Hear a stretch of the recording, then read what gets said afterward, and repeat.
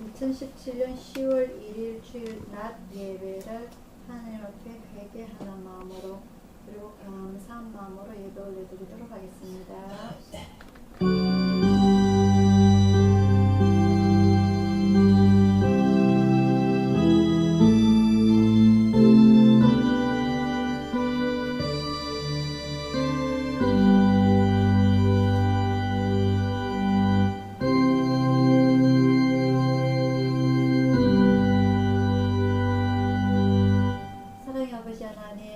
주님의 귀한 날 주님의 자녀들이 주님 앞에 이름 영광 올려드리고자 큰 축복받고자 이 자리에 나왔습니다.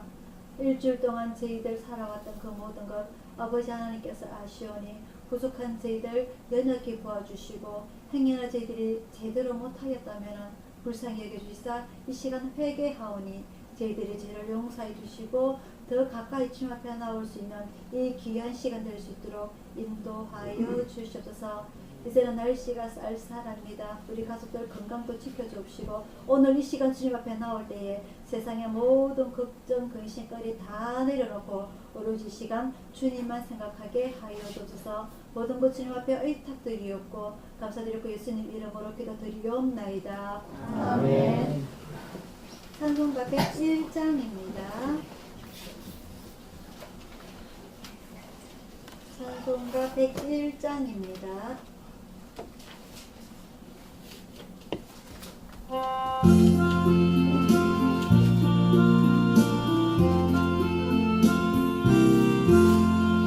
천지에 있는 이름 중 귀하고 높은 이름 나시기 전에 지으신 구주의 이름 예수 주 앞에 내가 엎드려 그 이름 찬송함은 내 귀에 들린 말씀 중 귀하신 이름 예수 주 십자가에 달릴 때 명계에 쓰인 대로 저 유대인의 왕이요 곧 우리 왕이시여 주 앞에 내가 엎드려 그 이름 찬송함은 내 귀에 들린 말씀 중 귀하신 이름 예수 지금도 살아계셔서 언제나 하시느니 나 같은 죄인 부르사 참 소망 주시도다 주 앞에 내가 엎드려 그 이름 찬송함은 내 귀에 들린 말씀 중 귀하신 이름 예수 주 예수께서 영원히 어제나 오늘이나 그 이름으로 우리에게 참 복을 내리신다 주 앞에 내가 엎드려 그 이름 찬송함은 내 귀에 들린 말씀 중 귀하신 이름 예수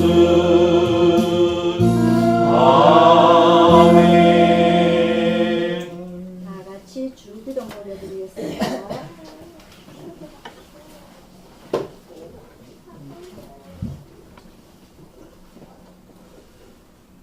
하늘에 계신 우리 아버지여 이름이 거룩히 여김을 받으시오며 나라의 힘하시며 뜻이 하늘에서 이루는 같이 땅에서도 이루어지이다. 오늘날 우리에게 일용할 양식을 주시고 우리가 우리에게 죄진 자를 사하여 준 것 같이 우리 죄를 사하여 주시고 우리를 시험에 들게 하지 마시고 다만 악에서 구하옵소서. 내게 나라와 권세와 영광이 아버지께 영원히 사옵나이다. 아멘. 교동문 6번입니다.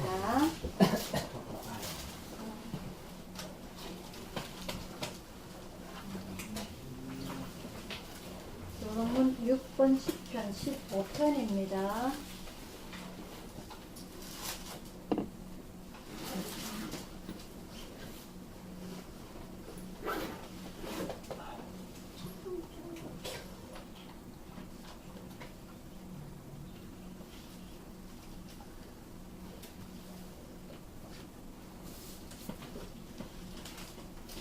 그러면 6번 10편 15편입니다. 한 절씩 교독하도록 하겠습니다.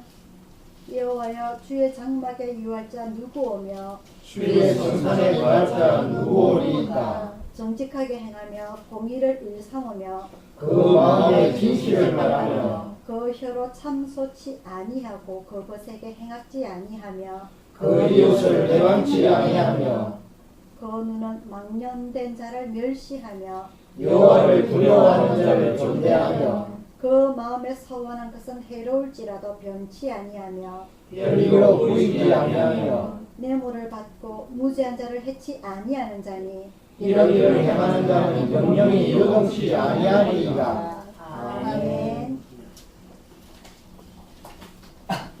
오늘 교동문 신경 써서 읽어보셨어요? 그냥 글자만 읽으신 거 아니죠? 여호와여 주의 장막에 유할 자 누구 오며, 이 말은 주의 장막에, 주의 성막에, 주의 성전에, 저 천국에 우리가 살 수 있는 사람이 누군지를 설명을 하고 있는 겁니다. 주의 성산에 거할 자 누구 오니까 정직하게 행하며 공의를 일삼으며 그 마음의 진실을 말하며 그 혀로 참소치 아니하고 그것에게 행악지 아니하며 그 이웃을 회방치 아니하며 그 눈은 망령된 자를 멸시하며 여호와를 두려워하는 자를 존대하며 그 마음에 서원한 것은 해로울지라도 변치 아니하며 별리로 꾸이지 아니하며 뇌물을 받고 무죄한 자를 해치 아니하는 자니 이런 일을 행하는 자는 영영이 요동치 아니하리다. 우리가 교동문 구절을 읽을 때도 하나님의 깊은 말씀이니까 이렇게 신경 써서 우리가 읽어야 우리 영혼의 양식이 됩니다. 그냥 이거 글자 모르는 사람 없잖아요, 그죠? 다 읽잖아요, 저는. 그래서 이거 그냥 글자를 읽어버리면 일본 소설책이 되는 거예요. 구구책이 되는 거예요. 신문이 되는 겁니다. 우리가 성경을 읽을 때는 이게 정말 내한테 도움이 되는 영의 양식이구나 하고 집중해서 읽으면은 이게 우리가 하나님의 양식이 되는 거예요. 아시겠죠? 조용히 안 할래? 교회 소식 전해드리도록 하겠습니다. 다음 주에는 우리 한국에 또 고유 명절인 추석이 또 다가옵니다. 그죠? 추석이 다가오면 우리 하나님께서 제일 마음 아파하세요. 많은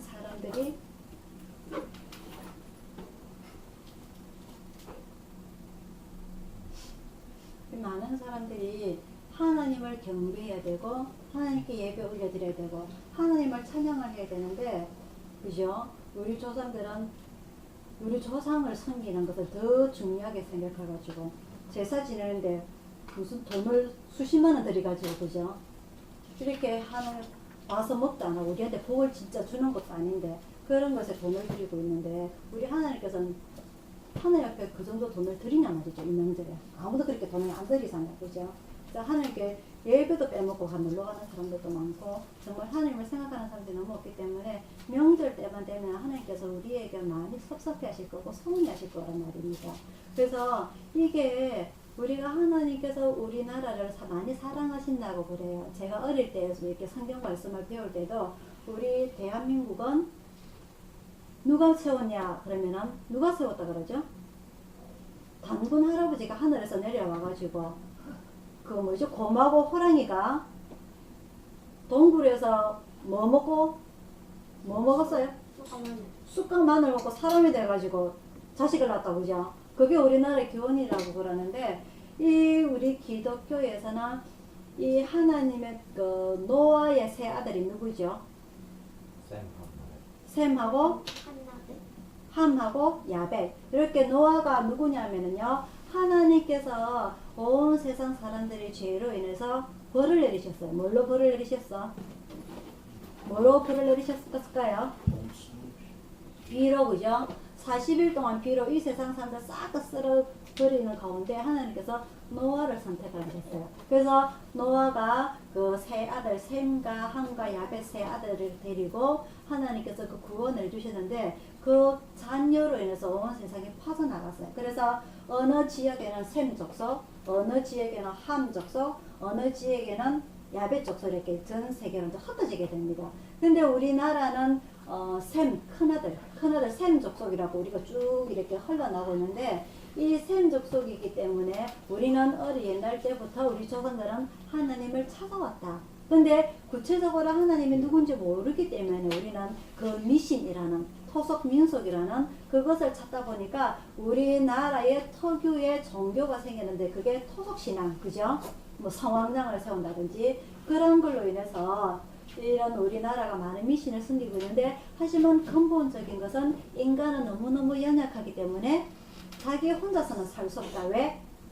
무섭기 때문에, 두렵기 때문에. 그래서 뭔가를 의지하다 보니까 신을 찾게 됐다. 그래서 미신을 찾게 되고 조상을 찾게 되고, 그죠? 근데 우리는 하나님의 족속인 셈의 후손이라는 걸 알기 때문에 하나님께서 우리를 사랑하시고 우리는 하나님이 아버지라는 걸 알기 때문에 우리는 정말 근본적인 우리를 창조하신 하나님을 알고 잘 믿고 찬양해야 된다. 우리는 그렇게 믿는 거예요. 하지만 우리 일반 수많은 사람들, 우리나라 사람들은 그것을 모르기 때문에 아직도 여전하게 조상을 섬기고 다른 신을 섬기고 그렇게 살아가고 있다는 거죠. 그래서 정작 하나님께서 태초부터 만드신 이 사람의 후손들이 자기를 모두 다 알아주기를 원하시는데 정작 사람들은 그러지를 못하고 있었죠. 지금까지. 유대인들조차도 그죠? 하나님을 제대로 알지 못하고 제대로 섬기지 못하고 그러다 보니까 후에 이스라엘이 다른 나라에 멸망을 당하는 그런 일까지 당한단 말이죠. 그래서 이 하나님께서 멸망을 시킬 때는요, 노아 때도 마찬가지, 그리고 이스라엘이 멸망할 때도 마찬가지. 하나님께서 자기 자식이기 때문에 끝까지 품에 안으시는 게 아니다라는 거죠. 참다가 어떻게 하신다? 매를 들다가 포기를 하시는 거예요. 그 나라를, 자기 자식을. 무슨 말씀인지 아시겠죠, 그죠? 그래서 하나님께서 천지를 창조하시면서 이 지구를 선택을 하셔가지고 수많은 사람들이 지구가 거진 차요. 사람들이, 인구들이, 그죠? 그런 가운데 지금 이렇게 많이 일어나는 이때가 이런 일들이 우리가 뉴스를 보면서 사건들이 하나님께서 우리의 죄악성을 참다가 또 우리를 다시 한 번 더 포기하실 때가 다가왔다는 거죠. 그래서 이런 이 명절이 속하면서 와 이번 주 연휴 길다. 직장인들은 너무너무 좋습니다. 해외로 벌써 나가고 난리가 났어요. 그죠? 이럴 때 우리는 하나님 앞에 이런 많은 미신들 속에 소속신앙들 속에 하나님께서 어떤 징벌을 내리실지 우리는 안단 말이죠. 이게 그죠? 뭘 봄으로써 성경을 봄으로써 그래서 이러한 많은 우리 사람들이 제대로 하나님 앞에 서지 못하는 이런 것들을 우리가 대신 회개하고 중보기도 하고 우리가 하나님 앞에 이 진노를 누구를 떨리겠고 우리는 기도를 해야 돼. 먼저 믿는 우리 자들의 의무가 있는 겁니다. 아시겠죠 여러분? 그래서 이런 명절을 해서 우리 하나님이 또 얼마나 화가 나셔가지고 또 다른 일을 벌이실지 우리는 아무것도 몰라요. 그래서 우리 하나님 저들을 용서해 주시고 우리나라의 안보를 지켜주시사 많은 사람들이 주님 앞으로 돌아올 수 있도록 그런 여러분들이 기도를 부탁을 드립니다. 자 오늘 오후에는 저희들이 음식을 또 준비를 해야 되고요. 우리 집사님들이 또 고생을 하셔야 되는데 우리 손이 있으면 가실 거죠? 아 그렇죠. 병원에서는 내가 그런 걸 캐. 뭘 캐요? 알겠습니다. 어쨌든 오늘 또 우리 감식에서 집사님 수고를 해주시고요. 우리 하나님의 큰 축복 속에 여러분들이 이번 추수도 잘 지내시기를 바랍니다. 찬송가 256장 부르시면서 준비하시는 걸 함께 올려드리도록 하겠습니다.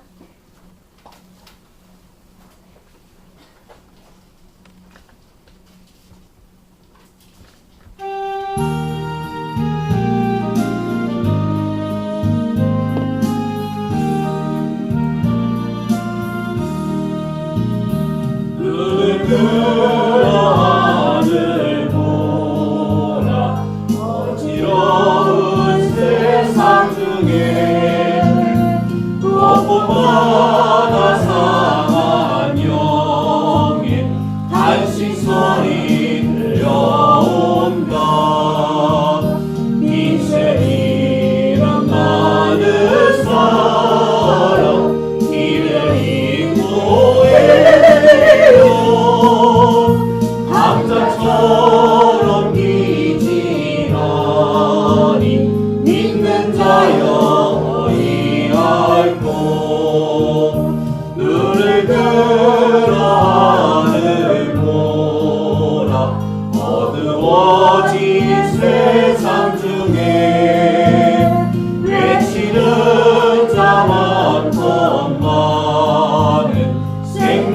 그는 갈랐어라. 죄를 대속하신 주님 선한 일꾼 찾으리라. 내가 말이 어디 있나 믿는 자여 이알고 눈을 들어 하늘 보라. 살아계신 주 하나님 약한 자를 부르시어 하늘 뜻을 전하셨다. 생명 쓰는 홀로 예수 처음이요 나으리라. 주님 너를 부르신다. 믿는 자여 이알고 눈을 들어 하늘 보라. 다시 사신 그리스도 만백성을 사랑하사 오래 참고 기다리셔 인내하시 우리 구주 그의 심판하시는 날 곧 가까이 임하는데 믿는 자여 이알고.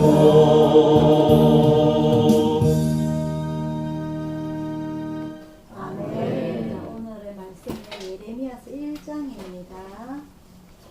구약성경 1050페이지.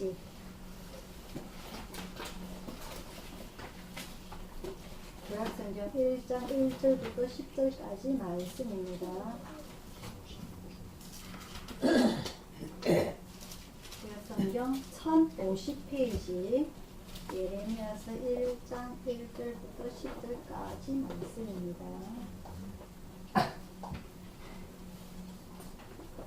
한 절씩 교독하도록 하겠습니다.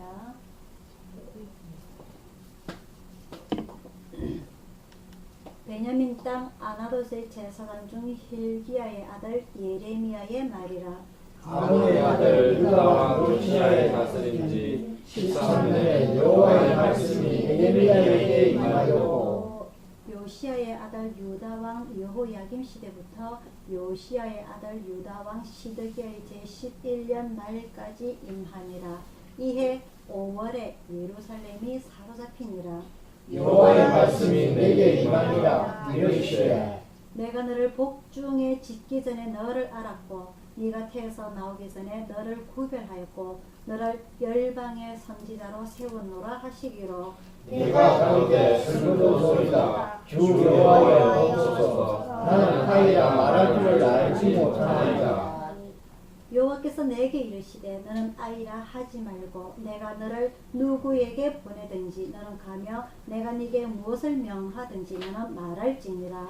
너는 그들을 위하여 두려워 말라. 내가 너와 함께하여 너를 구원하리라. 나 여호와의 말이니라 하시고 여호와께서 그 손을 내밀어 내 입에 대시며 내게 이르시되 보라 내가 내 말을 네 입에 두었노라. 보라 내가 오늘날 너를 열방 만국 위에 세우고 너를 뽑으며 타개하며 가멸하며 넘어뜨리며 건설하며 쉽게 하였느니라. 아멘. 기도하겠습니다.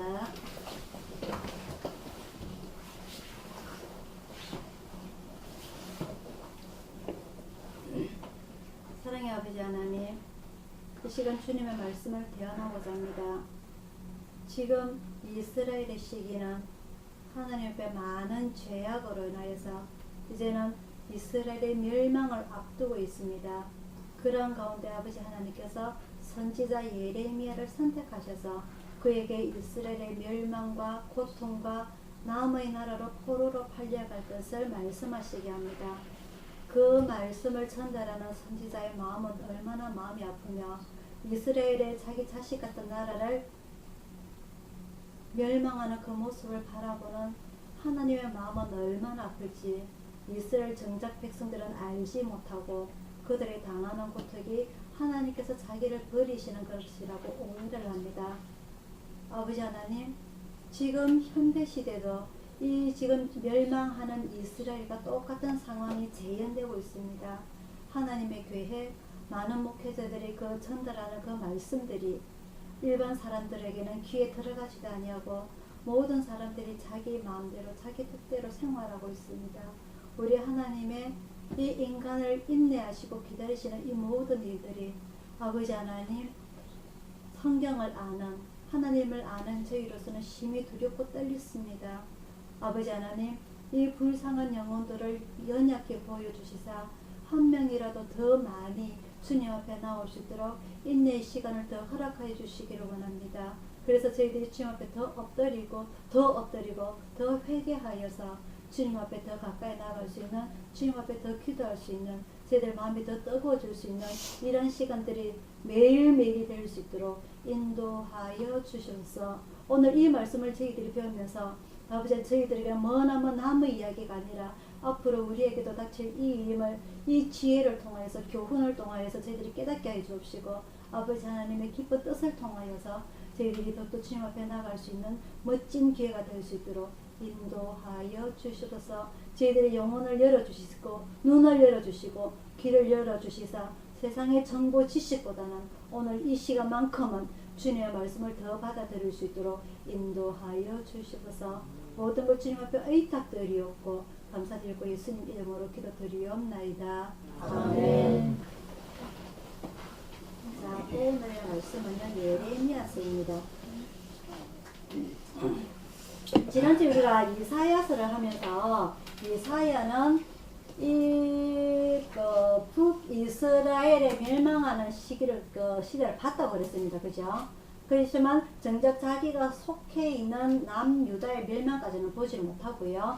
그 북이스라엘이 아수르라는 그 북쪽에 있는 나라에 의해서 멸망을 당하는 모습을 보면서 자기 나라 남유다에도 이 백성들이 하나님 앞에 회개할 수 있도록 진심으로 회개할 수 있도록 그러한 하나님의 말씀을 먼저 가르치는 그런 선지자 역할을 했는 걸로 보면은요, 오늘 예레미야는 이 이사야 후에 남유다가 멸망하는 모습을 직접 다 체험을 합니다. 그리고 이 바벨론으로 끌려가는 그러한 역할까지 했던 선지자가 바로 이 예레미야인데요. 이 예레미야는 자기 나라가 직접 멸망하는 모습을 보면서 성전이 불에 타고 자기 마을이 불에 타고 많은 이스라엘 백성들이 죽임을 당하고 그리고 많은 백성들이 바벨론으로 포로로 끌려가는 그런 모습들을 체험을 하면서 정말 눈물을 많이 흘렸던 사람이라 해서 이 예레미야 선지자 우리가 눈물의 선지자라고 이렇게 이야기를 합니다. 눈물의 선지자. 우리 옛날 조상들이 그랬을 거예요. 조선시대가 끝이 나고 이 문호 개방이 되면서 뭔가 많이 발전이 될 줄 알았는데 누가 쳐들어왔냐니까 이웃나라 섬에 사는 일본이 쳐들어왔어. 그죠? 쳐들어와서 우리나라를 종으로 삼고 일본으로 많이 끌고 갔죠. 그래서 일본 사람들이 우리나라에 정착을 해서는 모든 사람들을 우리나라 성을 싹 없애버려요. 그죠? 그걸 창시개명이라고 그러죠. 그죠? 창시개명은 또 하나는 뭐냐면은 우리나라에 하나님 믿는 사람들 교회를 다 불에 태우고 자기 신, 일본의 신들이 수백 가지가 돼요. 그 미신들을 다 믿도록 그렇게 만들어버리고 특히 우리나라에 새로운 똑똑한 사람들이 태어나서 다시 이 나라를 독립할 그런 뿌리를 완전히 끊고자 제일 크게 했던 것들이 명당자리 있잖아요. 그죠? 명당자리에 전부 말뚝을 다 박아놔서 쇠말뚝을 우리나라에서 그 좋은 전기를 타고 태어난 사람이 아무도 없도록 그래서 이 나라가 다시 독립을 하고 자기 나라를 공격해야 하는 그런 끈덕들을 모두 없애버리고자 많은 만행들을 우리에게 행해였죠. 그래서 많은 사람들이 죽고 많은 사람들이 끌려가고 우리 어린 여자들은 일본으로 끌려가서 다 아시잖아요. 그죠? 그런 일을 당하는 거라든지 나라를 잃는 슬픔들은 나라만 잃는 것이 아니라 그 자기 자신들이 최대 죽음, 최소 노예로 끌려가는 그런 일을 당하지 않았습니까? 그죠? 그래서 그 당시에 우리 조상들이 많이 울었어요. 그러면서 이 나라를 독립을 하기 시키기 위해서 많은 선지자들이, 우리나라도 그런 사람들 선지자라고 부르지 않습니까? 그죠? 그래서 만주로 가서 독립을 하기 이르게 되죠. 많은 고통 속에서 그 독립군의 자금을 조달한다든지 직접 나가서 일을 하는 사람들이 그런 사람들이 많은 고통 속에 죽어갔어요. 그죠? 그런 우리 조상들의 그런 자기 생명을 바치는 그런 일로 인해서 우리나라가 결국은 1900 몇 년도에 45년. 우리나라의 독립기념일도 모르는가 봐. 몇 년이죠? 1945년 8월 15일 우리가 독립을 하게 됩니다. 그죠? 그 이전에 우리나라가 임시정부를 만주에 세우면서 미국에서 많이 도와줘요. 우리나라를 유엔군에 의해 가지고. 그래서 그 히로시마의 원자폭탄을 뻥 터뜨리면서 우리가 공식적인 독립이 이루어지게 됩니다. 그죠? 그런 빛들에 우리가 몇 년 동안 일본의 식민지로 살았죠? 기억 안 나죠? 다 옛날 일이라 겪었던, 그죠? 36년. 그렇죠. 36년간. 우리는 적게 사는 겁니다. 36년이면. 지금 다른 나라의 저 미개 국가에는 저 영국이나 이런 데에 그것이 몇백 년을 종으로 살았어요. 그 대만도 중국에 이런 식으로 해서 몇백 년을 살고 우리나라는 좀 적게 살았어요. 우리나라 백성들이 독립심에 강해서 남한테 굽히는 걸 상당히 싫어해요. 우리나라 사람들이. 그래서 빨리 독립을 하고자 많은 사람들이 노력을 한 덕분에 우리가 적게 고생을 하고 빨리 독립을 했습니다. 그 이후에 우리나라가 다시 서려고 하다 본 45년대 독립을 하려고 다시 하려고 노력을 하는데 어느 누가 또 고춧가루를 뿌려요. 누가 고춧가루를 뿌리죠? 그렇지. 북한이 전쟁을 또 쳐들어옵니다. 1950년에 광복하고 5년 후에. 그래서 전쟁의 고아들이 상당히 많이 생기죠. 그 이후에 우리나라가 지금까지 발전하는데 그렇게 긴 시간이 안 걸렸어요. 일단 잘 살고 보자. 먹을 게 너무 없었거든. 일단 잘 살고 보자. 그러다 보니까 이게 내가 옳은지 그른지도 모르고 일단 내 배에 부르고 내 손에 주머니에 돈이 들어오면 그게 끝인 거야. 돈이 최고인 거라. 그래서 이게 우리가 남의 나라의 식민지로 살아보고 전쟁을 겪다 보니까 우리의 인식들이 많이 바뀌어져 가지고 남을 도와주고 하는 게 아니라 내가 죽겠는데 뭘 너를 도와줘 이런 인식들이 많이 바뀌어져 버렸어요. 오늘 제가 말씀을 드리고자 하는 내용은 우리 6.25를 겪는다든지 그리고 일제시대에서 직접 살았던 그 사람들이 그 상황 당시 그 마음을 우리가 한번 헤아려 보자는 거죠. 얼마나 힘들었을까요? 피난 가셨어요? 피난 안 가셨어요? 제가 어릴 때만 하더라도 있잖아요. 엄마한테 고집해고 말 안 들으면 순사원 다른 입을 울음 거쳐야 돼요. 그 정도로 제 어릴 때만 하더라도 일본 경찰 이러면 상당히 무서운 존재였습니다. 그 말 한마디가. 그죠? 이렇게 살았던 사람들이 다시 그런 고통을 겪지 않기 위해서 많은 사람들이 노력을 하였죠. 그래서 부단히 강국이 돼서 남의 나라의 손가락질 받기 위한 특히 일본에 또 다시 한 번의 침범을 받지 않기 위해서 상당히 많은 노력을 하였죠. 마찬가지입니다. 그런 사람들의 도움 덕분에 우리가 지금까지 잘 살아왔던 거예요. 그래서 다시 한 번 더 겪지 않기 위해서 우리가 나름대로 이게 국강력도 많이 이렇게 높이려고 하고 지금 이런 가운데 주변의 여러 나라들이 또 도와주지 않으면 이겨내지를 못해요. 우리는 아직도 일본이 우리를 넘받아보고 있고 그리고 북한에서 또 언제 들을지 모르는 이런 상황 속에서 우리는 남의 도움을 받지 않고서 살 수 없는 그런 입장에 있는 우리의 위치입니다. 우리는 약해요. 나라도 작고. 이 마찬가지로 이 예레미야는 제가 누누이 말씀드렸지만 이스라엘 나라가 둘로 나뉘어졌습니다. 자, 북쪽은 북이스라엘 12지파 중에 10지파가 가져갔고요. 남쪽 유다는 2지파만 가지고 왔어요. 근데 이 10지파를 가진 북이스라엘이 세상에 그 북쪽에 있는 나라에 멸망을 당하게 됩니다. 아수르라는 나라가. 이 나라가 나뉘어질 때부터 이미 제가 말씀드렸어요. 여로보암 때부터 이미 하나님께 죄를 짓기 시작을 했습니다. 그죠? 이스라엘 백성들이 남과 북이 분열되고 난 이후에 그 마음들이 예루살렘 성전에 가서 제사를 드려야 되는 그 생각들로 인해서 고향을 찾아가는 그 생각들로 인해서 그것을 단절시키기 위해서 북쪽에 신전을 2개를 만듭니다. 단과 베델이라는 곳에. 그래서 절대 예루살렘 성전에 못 가도록 그 마음을 단절시켜 버렸어요. 그것으로부터 시작해서 이 북쪽 이스라엘은 하나님 앞에 죄를 짓기 시작을 했는데 결국 그러다가 아수르에게 멸망을 당하게 되죠. 그게 바로 그 지난주에 배웠던 이사야 내용이고요. 오늘 예레미야는 그런 이야기도 보면서 이제는 하나님께서 남쪽 유다도 참다가 멸망을 시키겠다는 계획을 오늘 이 예레미야가 하시게 됩니다. 오늘 우리가 1절, 2절, 3절에 보면은요, 요시야의 때부터 요야기 쭉 이렇게 시드기야까지 왕 이름들이 나오는데요. 남쪽에 분열되고 난 뒤에 남쪽의 왕이 20명입니다. 남쪽 왕이. 북쪽 이스라엘 왕은 아수르에 멸망할 때까지 19명의 왕이 거쳐지게 되고요. 남쪽의 왕은 바벨론에 멸망할 때까지 20명의 왕이 나오게 됩니다. 근데 오늘 우리가 성경에서 봤었던 이 요시야부터 보면은요, 이 요시야가 16대 왕이에요. 16대 왕이고 마지막에 남유다의 맨 마지막 왕이 시드기야 왕인데 이 시드기야 왕이 20번째 왕입니다. 나중에 이 시드기야는 이스라엘 백성들이 바벨론의 포로로 끌려갈 때 같이 끌려나가요. 두 눈을 다 뽑혀가지고.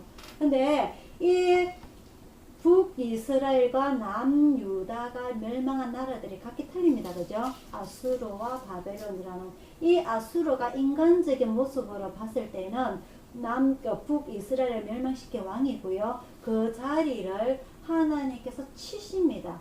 아수르를.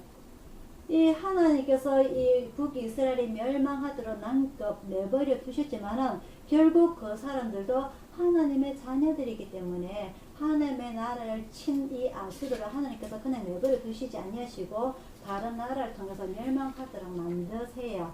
그 이사야의 예언을 통해서 그렇게 이루어지는데 그 아수르를 친 나라가 그 다음 나라 바벨론입니다. 바벨론. 그래서 이 바벨론이 아수르를 치고 새로운 그 제국이 돼서 이제는 그 남유다를 멸망을 시키려고 이렇게 쳐다보고 있는 게 우리가 지난주 이사야 때에 그 히스기야 왕 때부터 봤습니다. 그죠? 자기 국권을 다 보여준 나라가 아수르 왕국이 아니고 누구다? 바벨론 왕국이다. 그래서 이 바벨론이 이 북이스라엘을 이미 이제 식민지로 삼고 있었기 때문에 남쪽 유다까지 식민지로 삼기 위해서 계속 넘받아 보고 있었어요. 그러는 가운데 오늘 본문의 4절입니다. 하나님께서 예레미야에게 말씀하시기를 내가 너를 복중에 짓기 전에 너를 알았고 이 뱃속에서 태어나기 전부터 하나님께서는 예레미야를 알았고 네가 태어서 나오기 전에 너를 구별하였고 이렇게 엄마 뱃속에서 나오기 전에 너를 구별하였고 너를 열방의 선지자로 세우노라 하시기로. 우리가 살아가면서 가장 궁금한 부분들이 뭐냐면요, 내가 교회를 다니면서 하나님께서 과연 나를 아실까? 하나님께서 과연 나를 선택을 하실까? 하나님께서 선택하시는 모든 자들이 목사가 되는 건 아닙니다. 그죠? 하나님께서 선택하시는 자 중에서 장로가 될 수도 있고 일반 성도가 될 수도 있는데 과연 내가 하나님 앞에 섰을 때에, 심판 앞에 섰을 때에 하나님께서 나를 알아보실까? 그죠? 하나님께서 나를 선택을 하셨을까? 하나님께서 나를 구별하셨을까? 그런 우리가 많은 궁금증이 있어요. 그런데 이 하나님께서 오늘 이 예레미야를 통하여서 이미 복중에 너를 알았고 구별했다는 이런 큰 축복을 받는 말씀을 우리가 듣게 됩니다. 과연 우리가 그럴 수 있을까? 그죠? 이거 예레미야는 한편으로는 기분이 좋았을 거고 한편으로는 부담스러웠을 거예요. 왜? 이 시기가 지금 남쪽 유다가 멸망을 앞두고 있기 때문에 한편은 하나님께 기억되니까 기분이 좋았을 것이고 한편은 이런 상황 속에서 이런 혼돈의 시간 속에서 내가 뭘 할 수 있을까? 그런 고민 속에 살아왔을 겁니다. 우리의 하나님의 선택은 우리도 몰라요. 저도 몰라요. 하나님께서 과연 저를 선택을 하셨는지 여러분을 선택을 하셨는지 우리는 모릅니다. 그죠? 하지만 우리는 하나님 앞에 선택을 받은 자로 지금 살고 있어요. 하나님께서 직접 내 귀에다가 내가 너를 선택했어. 너는 내 자식이야. 내가 너를 구별해서 이렇게 직접 말씀하시진 않으시지만 하나님께서 예레미야를 선택하신 것처럼 우리 모두에게 각자의 인격이라는 것을 통하여서 우리를 선택을 하셨어요. 그래서 이 수많은 주민등록번호를 가지고 계신 우리 사람들이 정말 하나님께서 나를 알아보실까? 알아보실까? 많은 의문 속에 하나님께서 난 모르실 거야. 제가 지난주에 뭐라고 하냐, 우리는 점이라고 그래서, 그죠? 점이라고 했었어요.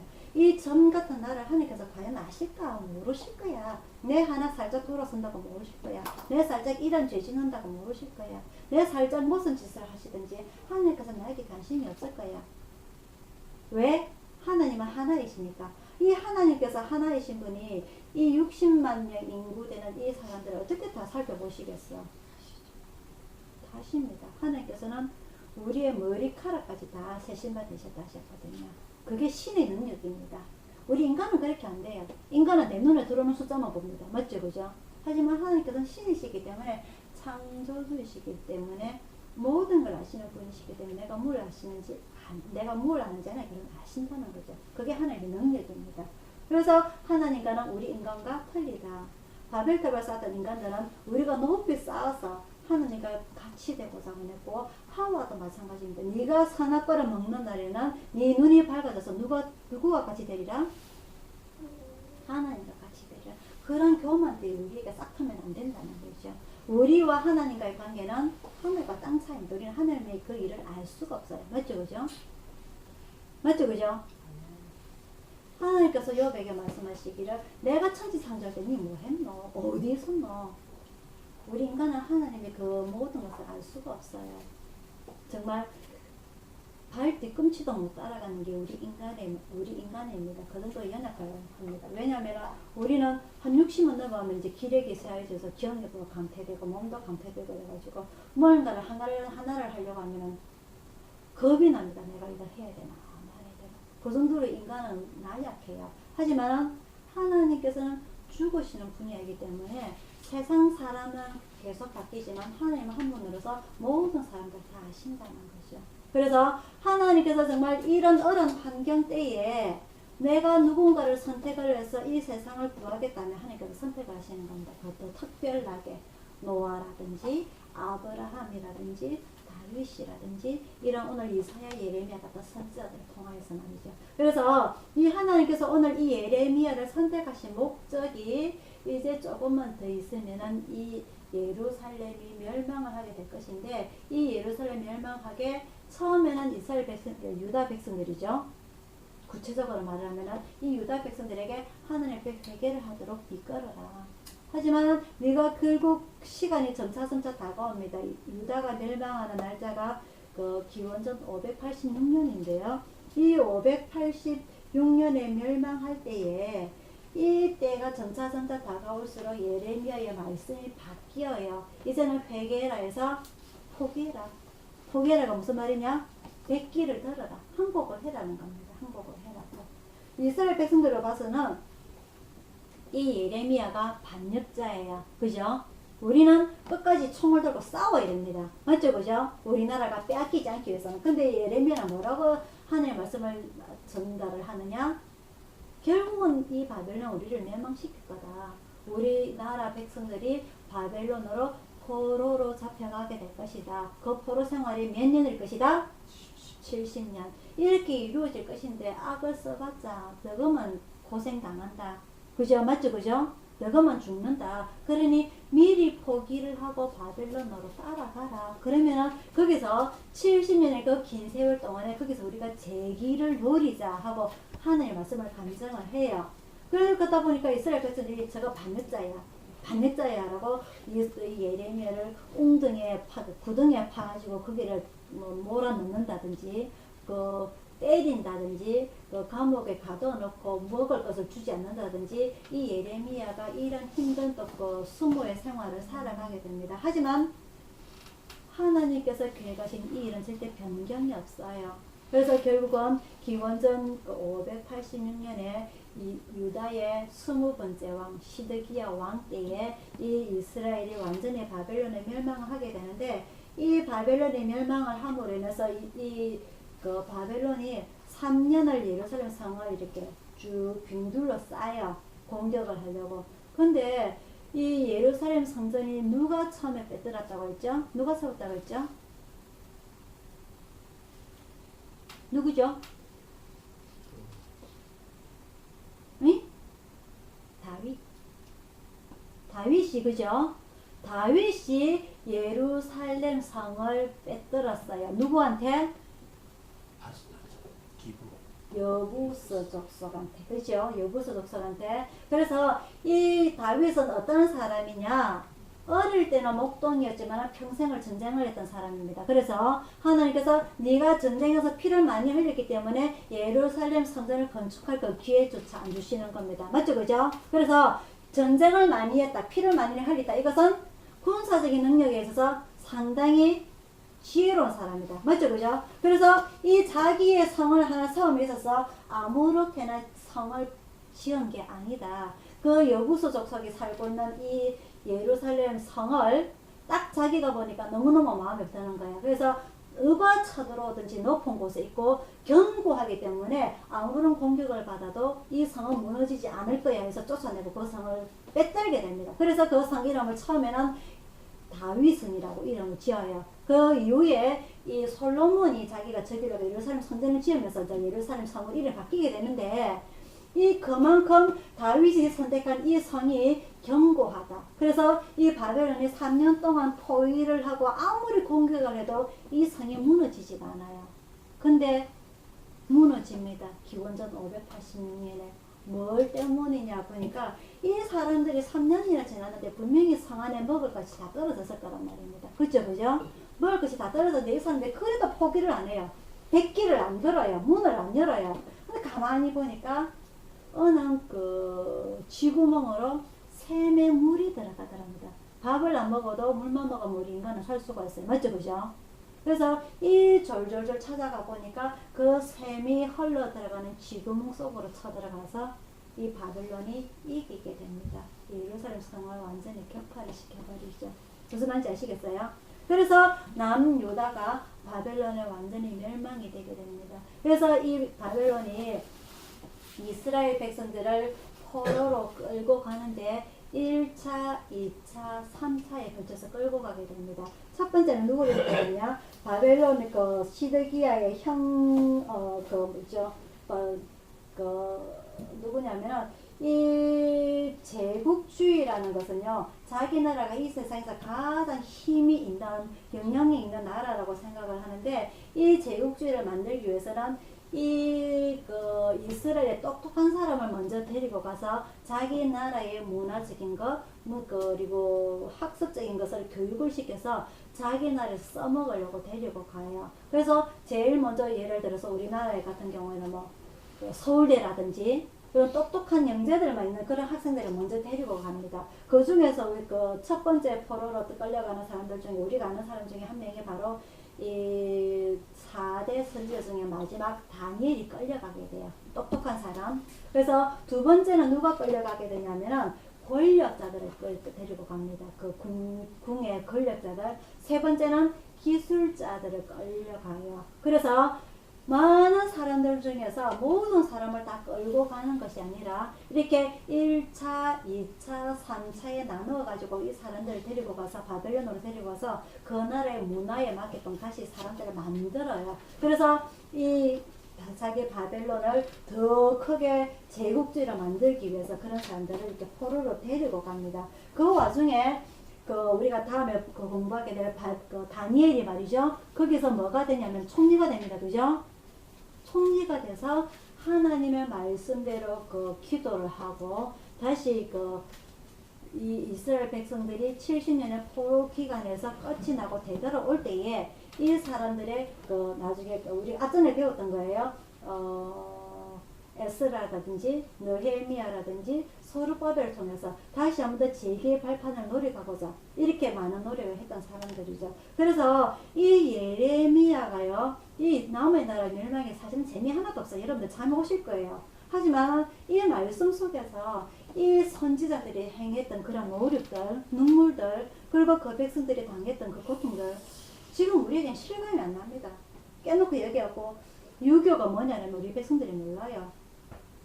백성들이.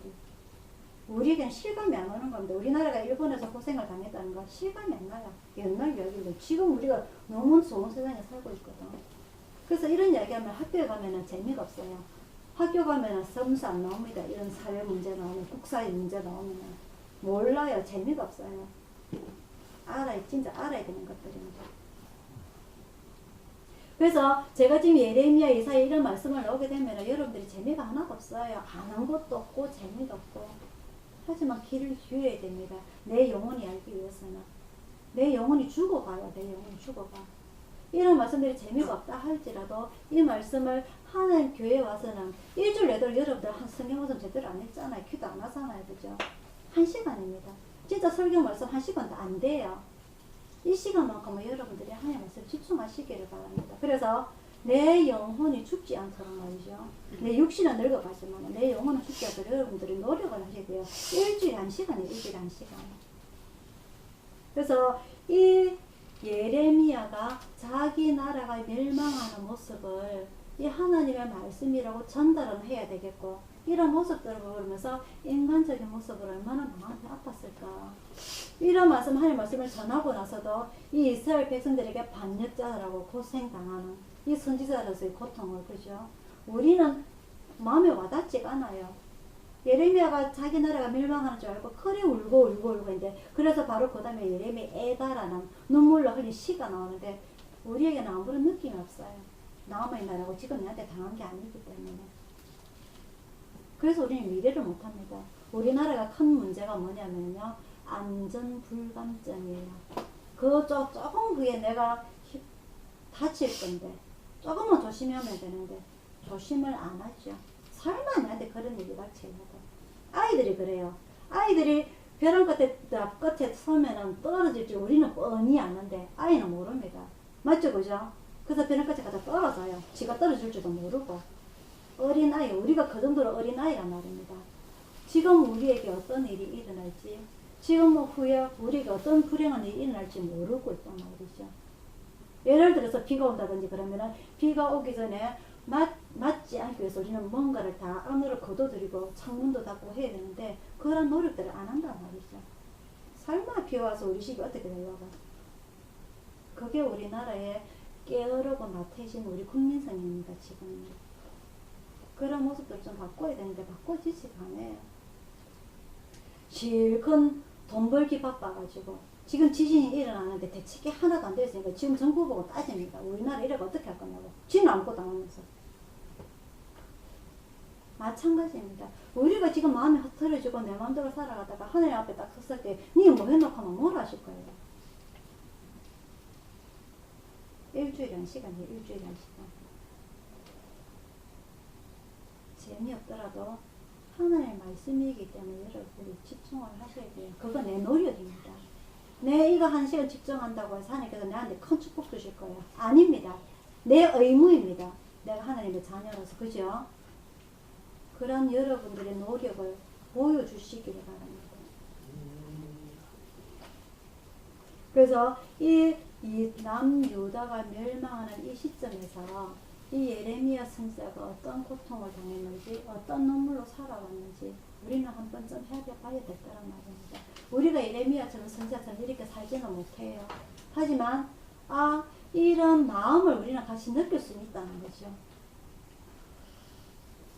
예레미야가 마음이 얼마나 아팠을까, 얼마나 이 고통이 얼마나 힘들었을까. 그런 가운데 이 예레미야가 포로로 끌려가는 가운데서 다시 남유다로 돌아와서 이 백성들에게 위로를 줍니다.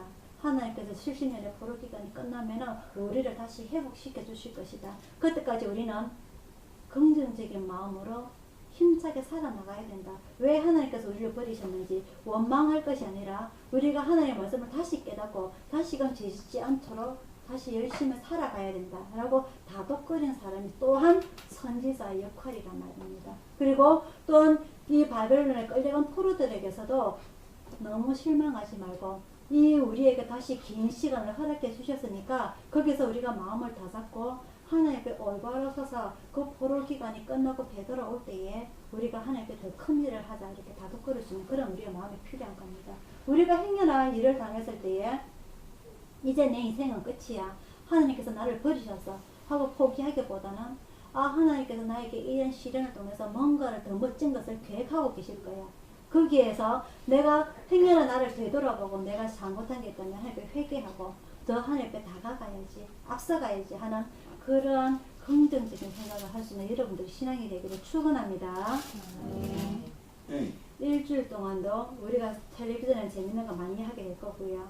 우리 가족들은 재미없는 추석들입니다. 매번 명절 때마다 고향도 제대로 못 가보고 말이죠.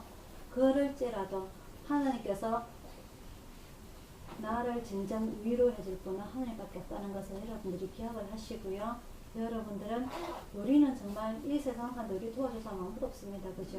이 세상에 정말 아무도 없고 하나님께서 우리에게 그 누군가를 통해서 까마귀를 보내주실 때문에 우리가 먹고 살 수 있는 겁니다. 우리 이번 추석에도 그런 까마귀의 경험을 우리가 하기 때문에 우리가 하나님께 기도하지 않고서는 그런 까마귀의 도움을 받을 수가 없어요. 내달랐네 하고 있으면 절대 아무도 우리를 도와줄 사람 없습니다. 그죠? 우리는 스스로 일어설 능력이 없는 사람들이에요. 제가 머리가 좋아가지고 경제적인 관념이 좋았다면 제가 벌써 부자가 됐겠죠. 그죠? 제가 그러지도 못해요.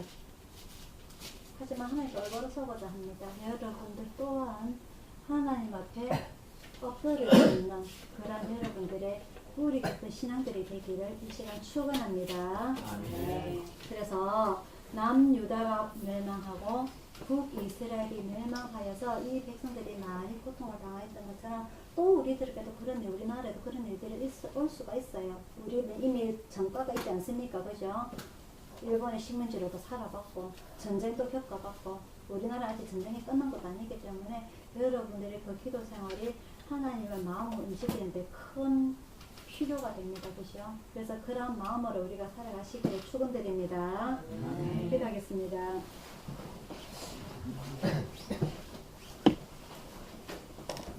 사랑의 아버지 하나님, 오늘 예레미야 선지자를 통하여서 이스라엘의 남의 나라에 멸망을 당하고 그 고향이 다 불에 타고 많은 사람들이 죽임을 당하고 또한 많은 사람들이 그 남의 나라에 포로로 끌려가는 그런 경험을 하면서 정말 우리나라와 많이 닮았다는 것을 봅니다. 사랑의 아버지 하나님, 우리나라도 아버지 하나님께 얼굴을 서지 못한 많은 사람들, 우상을 섬기는 사람들로 인하여서 아버지 하나님께 큰 진노를 받지 않을지 심히 두렵고 떨립니다. 아버지 하나님, 부족한 저희들을 통하여서 엎드릴 수 있는 기회를 허락하여 주심을 감사드립니다. 아버지 하나님께 더 기도할 수 있도록, 아버지 하나님께 더 간절히 원할 수 있도록 저희들의 마음을 다잡아 주옵시고, 아버지 하나님, 우리나라의 우상들로 인하여서 아버지의 진노 많이 바라지 않도록 저희들을 지켜주옵소서. 소수의 주님의 자녀들이 주님 앞에 엎드릴 때에 거기도 응답하여 주옵시고 저희들을 지켜주시기를 간절히 바라고 원합니다. 저희들은 연약한지라 정말 주님의 도움이 없이는 한 발짝도 살아갈 수 없음을 저희들이 고백하오니 아버지 하나님 저희들을 앞길 인도하여 주옵시고 저 천국의 길까지 아버지 순탄한 길로 인도하여 주시옵소서. 모든 것 주님 앞에 의탁드리옵고 특히 우리 가족들 건강과 영혼들 주님 앞에 간절히 원하오니 아버지 하나님께서 함께하여 주시옵소서. 모든 것 주님 앞에 의탁드리옵고 감사드리고 예수님 이름으로 기도드리옵나이다. 아멘. 찬송가 469장입니다.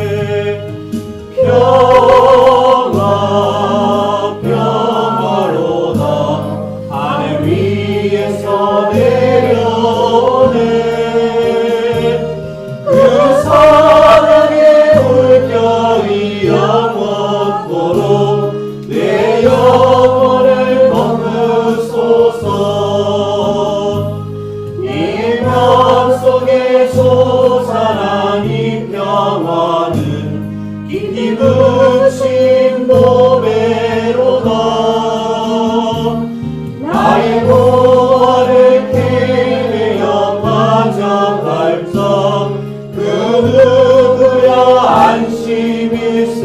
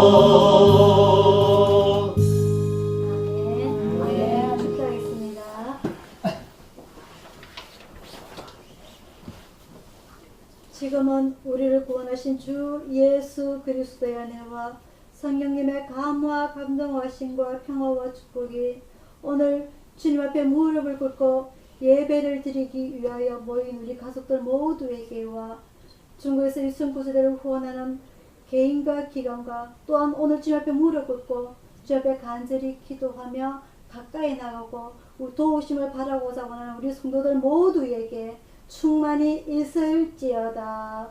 아멘.